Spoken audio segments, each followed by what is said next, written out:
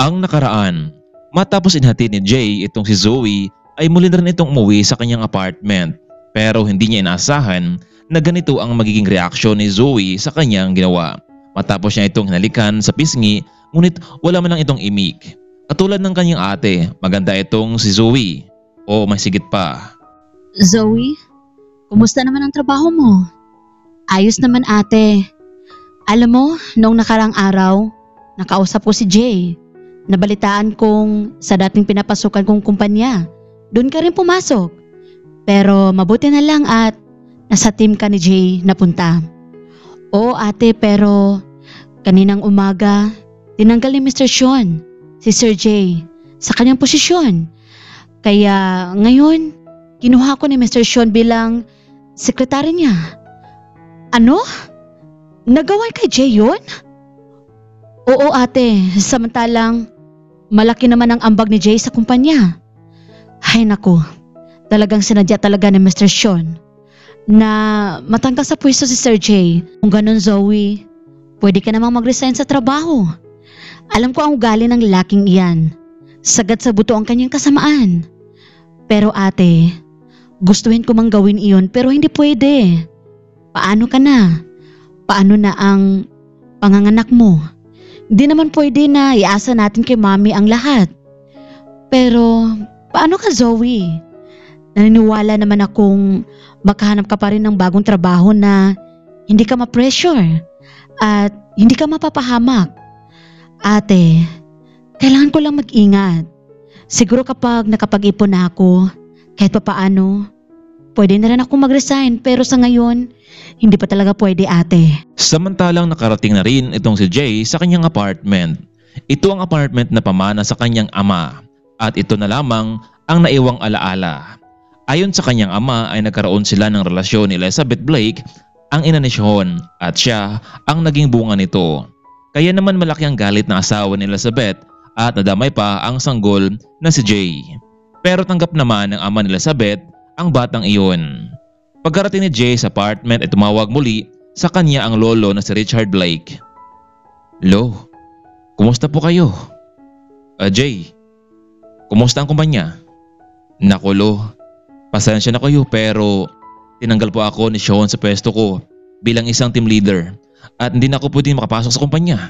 Isa pa lo, maraming mga katawalian ang ginawa itong si Sean.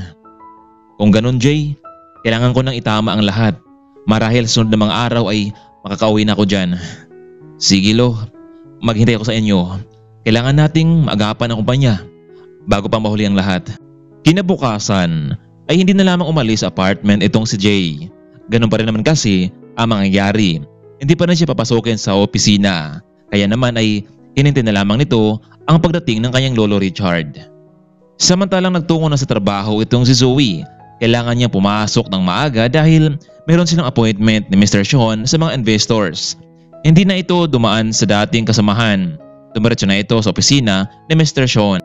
Ngunit pagdating nito ay nakasara pa ang opisina. Kaya naman, naghintay na lamang itong dumating ang boss. Ilang minuto pa ang nakalipas ay hindi niya inaasahang nasa likuran pala nito ang kanyang boss. Zoe, kanina ka pa ba dito?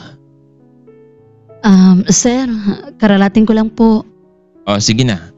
Pumasok ka na sa loob at maya-maya lang din ay alis na tayo. Pagkapasok nila sa loob ay inayos ni Zoe ang mga papeles na kailangan nila sa kanilang mahalagang meeting. Okay Zoe, let's go. Magkasunod silang lumabas ng opisina. Maraming mga mata ang nakatingin sa kanilang dalawa. Paglabas nila ng gusali agad na silang sumakay sa mamahaling sasakyan nitong si Sean. Nice Zoe. Ano pong ibig sabihin niyo Mr. Sean? I mean, nice yung suot mo. Bagay na bagay sa iyo maging sekretarya ko. Or maybe, could be my wife. Ano po? I'm kidding. Anyway, after the meeting, meron akong ibibigay sa iyong regalo. Nako sir, hindi niyo naman ako kailangan bigyan ng regalo. Sapat tapos sa akin na merong trabaho para sa pamilya ko. May iba nga tayo Zoe ano? Bakit nga ba wala ka pang boyfriend hanggang ngayon? Sa ganda mong yan? Nako sir, sa ngayon hindi pa yan ang priority ko. Siguro darating din tayo sa tamang panahon. Zoe, Kung magbo-boyfriend ka naman lang din, piliin mo yung kaya kang buhayin, kayang ibigay sa'yo ang lahat. Katulad na lamang nitong kasama mo ngayon. Oo siya, nandito na pala tayo. Lagi mo lamang ihanda mga papeles natin kapag kailangan makita ng mga investors natin. Sige po, Mr. Sean. Nakarating na sila sa lugar kung saan sila magkikita ng mga investors. Kaya naman pagdating sa loob, naroon na ang mga inasahan nila. Good morning everyone. Maraming salamat at pinaunlakan niyo ako dito sa meeting natin. Mr. Sean, kaya kami nandito ngayon, gusto naming malaman ang estado ng kumpanya ni Mr. Blake. Hindi biro ang perang in-invest namin sa inyo.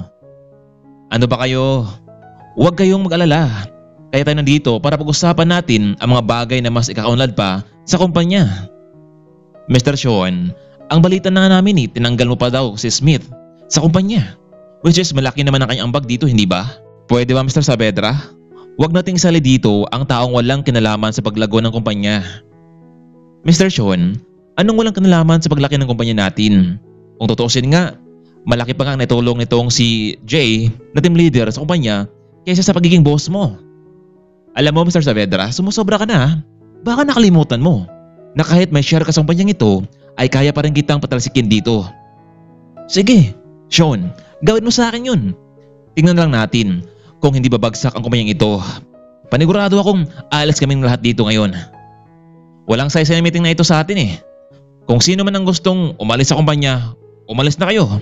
At kung sino ang gustong manatili, manatili kayo dito. Si Mr. Saavedra lamang ang nag-back out sa kumpanya. Ang iba naman ay nanatili pa rin. Matapos ng meeting ay agad umalis sina Sean at Zoe. Sir, babalik na ba tayo sa opisina? Hindi pa Zoe. Gaya ng sinabi ko sa'yo kanina, may regalo pa ako sa'yo na dapat ibigay para naman mawala ang init ng ulo ko sa mga taong yun. Sir, mukhang nasa isang private subdivision tayo ngayon Nasa loob ang condo unit ko, Zoe. At naroon yung ibibigay ko sa'yo. Nako sir, hindi ba pwedeng ipagpabukas na lang yan? Ano ka ba, Zoe? Ngayon ang tamang panahon para ipakita ko sa'yo at paniguradong matutuwa ka dito. Habang nakasakay sila sa mamahaling sasakyan ni John ay hindi napansin ng binata na narinig pala ni Jay ang kanilang pag-uusap dahil tumawag si Zoe ng palihim. Kaya naman agad na umalis itong si Jay at pinuntahan ang condo unit ni Sean para iligtas itong si Zoe sa binabalak ng lalaki sa kanya. Halika Zoe sa loob. Nandun ang regalo ko na ibigay ko sa'yo. Tara na.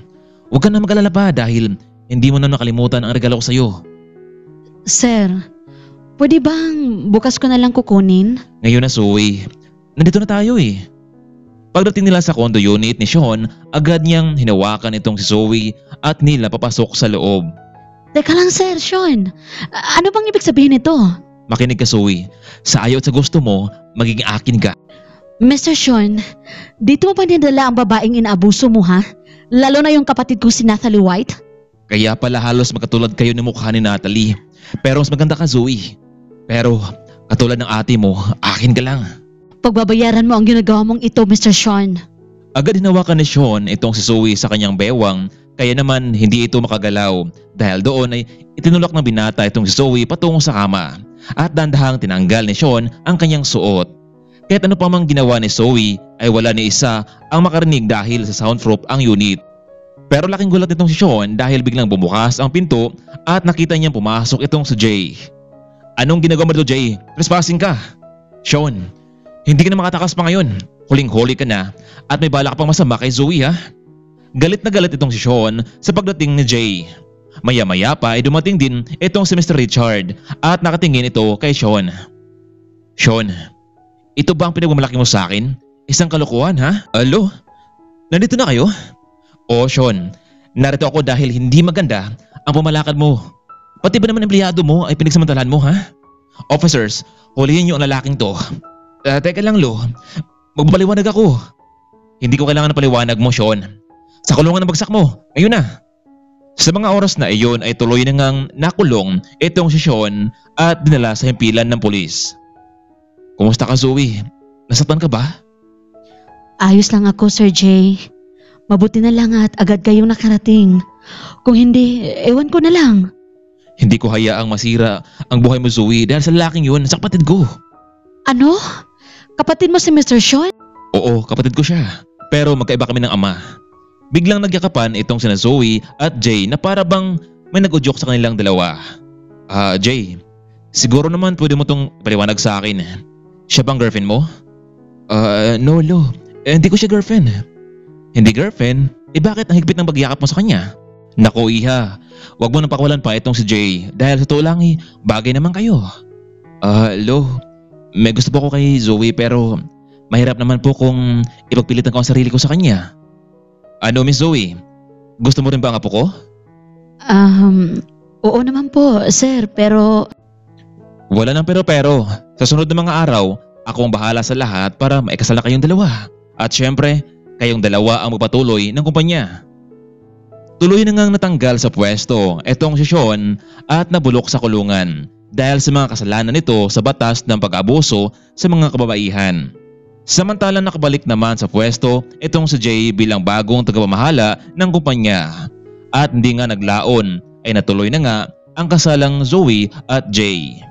Wala namang pagtutol si Natalie at ang ina nito.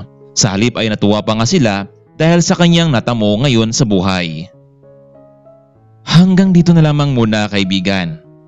Labis po ako napapasalamat sa inyong walang sawang pagsuporta sa aking munting channel. Hanggang dito na lamang muna. Maraming salamat at paalam. Abangan natin ang sunod na kwentong magbibigay inspirasyon sa ating buhay.